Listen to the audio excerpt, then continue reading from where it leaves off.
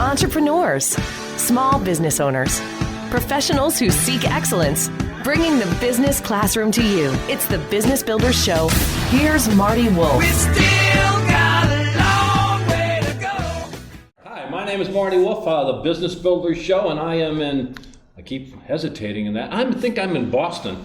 It's the C-Suite Conference, and it's an exciting day here. Jeffrey Hazlett's behind all of this, and I ran into two friends. We're walking down the hall. People who are, we call them repeat offenders, who are on the Business Builders Show, before. Ryan and Armand is with us. Yep. All right, Hi, welcome. Guys, good to see you. Thank you. We're going to pick it up. Roniin. 11 Roniin is the company out of Chicago. Yep. So let's kind of give the folks who have probably only 20 people in the whole world who didn't hear your podcast before, but let's kind of, so 11 Roniin in Chicago, what do you guys do there? Let's talk about that. Yeah, so we've built an ecosystem that provides support to entrepreneurs to allow them to build successful businesses. So we make sure that they get access to support, guidance, development.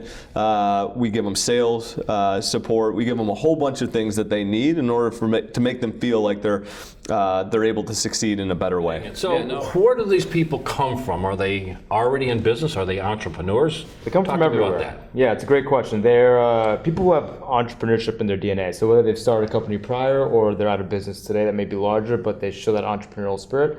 You know, they do come from a diverse set of backgrounds. The one kind of key, I think, indicator that they will be successful in our network is though that they're passionate about doing something themselves, right? So you can quickly pick that up in a conversation. You know, the first thing you see is, yeah, I want to do this. I'm into it. Before you go through all the bells and whistles of the career. You know, they kind of just show you that enthusiasm. But they do come from everywhere. Yeah.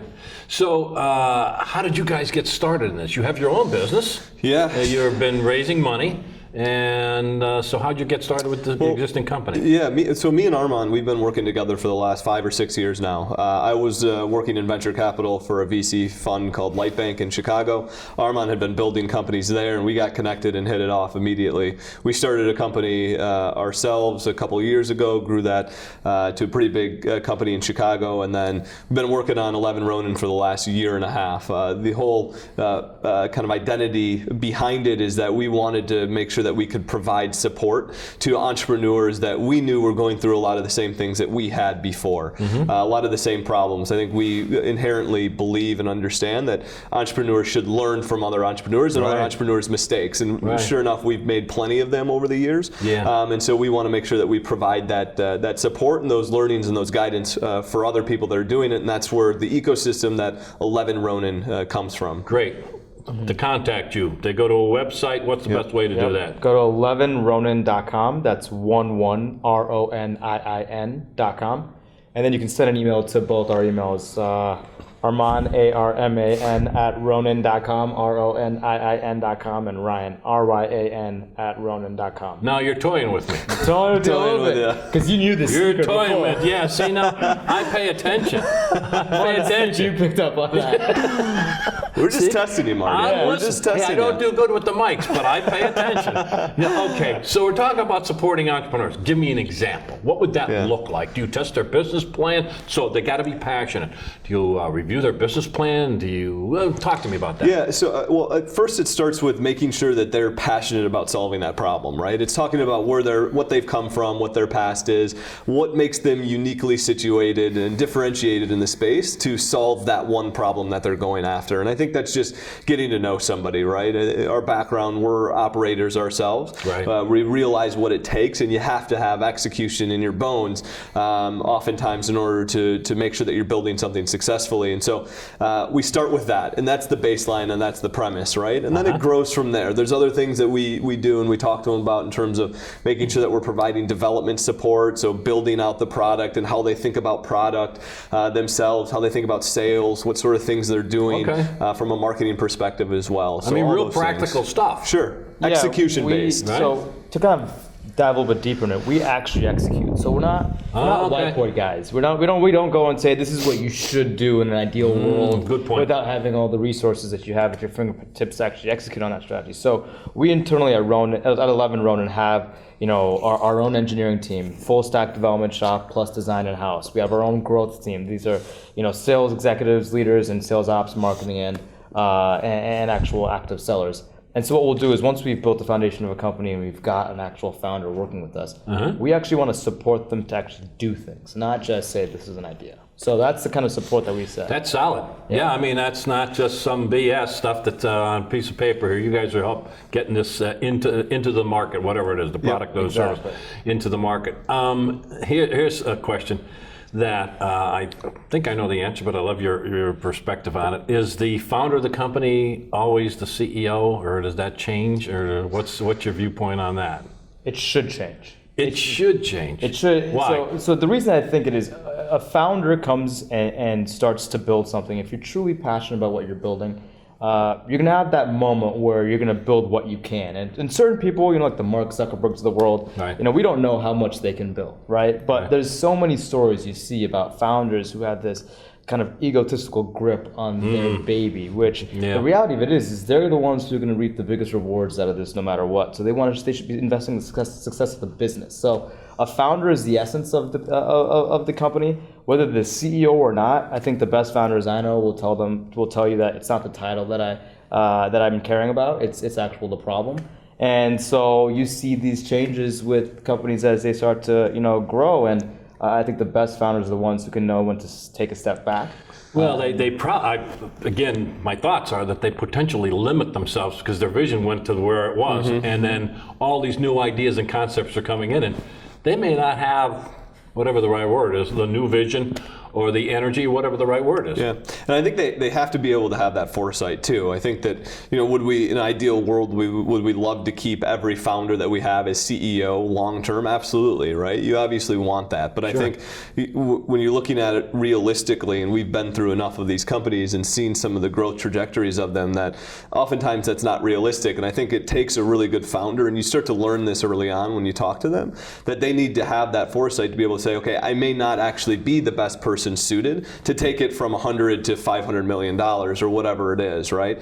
And so being able to take that step back and have that perspective of saying, okay, we need to bring somebody else in, that's oftentimes the true sign of the best founders that we've been able to work with. But that might need some, you might need a 2x4 in some cases to help people understand or mentor, right? In all cases. I mean, it's that moment where even the ones who end up doing it, it still feels weird. It's a long road sometimes. It absolutely is. But, interesting. It's I think, like Ryan said, it's a characteristic of a great founder if they can understand what their limits are. Yeah. And then at the end of the day, entrepreneurship is about collaboration. So it should be about collaboration. It should be. Right. And so a founder doesn't make a company. A founder is the passion behind it, but you want to, as a good founder, build a team, and that's what the end that really matters. There you go. Hey, you've been at it for about a year and a half, whatever you just said to me.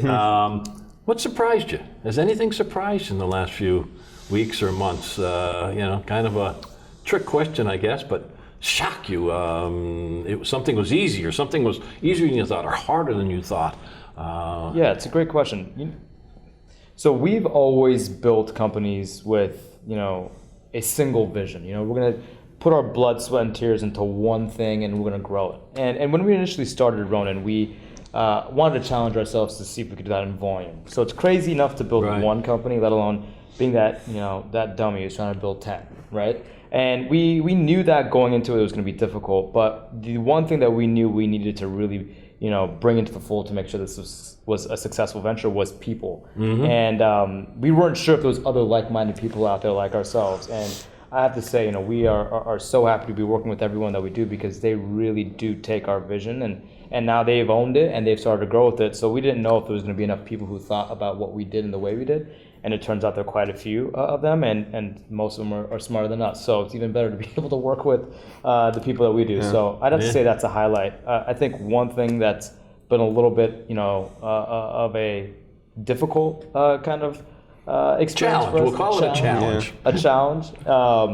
Is that the market changes like crazy. So, when we were building businesses, last year in early 2015, to today, the climate's completely changed from a venture capital side of things to competition, and it's one thing that really starts to reinforce. Now, if you're dealing with one company, it's difficult to manage those ups and downs. But with many companies, it's been quite an interesting journey to try to figure out how we can manage the ebbs and flows of all the businesses. Interesting. Well, everything moves fast. Some joyful moments, some real successes, anything that either individuals or companies or anything brought you some joy? Yeah, I think to add on to what Armand just mentioned, it's the support that we've gotten in terms of the companies that we've been able to start. I think whenever you undertake something new, and our model is a little bit different, it's a hybrid of a whole bunch of different models. You're never really sure how people are going to receive it and how people are going to perceive it in the marketplace. And I think one thing that's been really validating for us is we've gotten a ton of feedback that this is a positive thing, and that what we're doing and what we're building and what we're providing for entrepreneurs is what's needed in the marketplace. And so I think overall that's at the end of the day, that's something that we hang our hats on and we're really, really proud of. It's refreshing. Tell us your website again. 11Roniin.com. That's 11Roniin.com. And it's Ryan and Armand. I'm not going to say who is who, because that's part of the fun. I think you can guess. That's part of the fun of this whole interview. So, guys, we're going to cut it off. I've met these guys before. I should say, talked to you guys before on our earlier podcast on the Business Builder Show. I'm so delighted we ran into you today. Now we have some video. Yes. I'm going to have to explain why I'm so much older than you, but I'll deal with that on my own, Hey, you're listening to the Business Builder Show. Ryan and Armand, thanks so much for coming. Thanks so much. Thank you. C-Suite conference in Boston. We'll see you again next time. Thanks so much. Bringing the business classroom to you. It's the Business Builders Show with Marty Wolff.